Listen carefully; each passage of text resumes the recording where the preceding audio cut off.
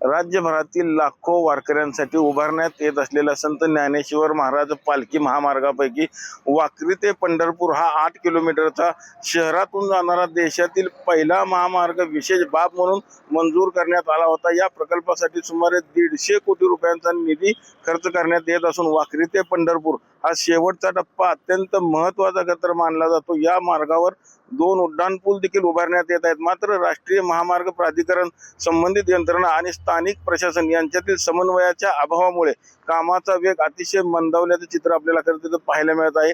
3 वर्षापासून हा टप्पा खरं तर अपूर्णच राहिलेला देखील आपल्याला दिसतो। आषाढी वारीत लाखो वारकरी आणि संतांच्या पालख्या याच मार्गाने पंढरपूरमध्ये खरं तर दाखल होत असतात। पालखी महामार्गाचे काम अपूर्ण असल्याने या भागात वाहतुकीची देखील मोठी समस्या निर्माण होण्याची शक्यता असून भाविकांना आता या अरुंद खडतर रस्त्याचा आधार खरतर घ्यावा लागणार आहे। आपण आता बघू शकतो की हाच तो पालखी मार्ग हा केवळ खरतर रस्ता नसून वारकरी संप्रदायाच्या श्रद्धेशी जोडलेला खरतर हा प्रकल्प आहे।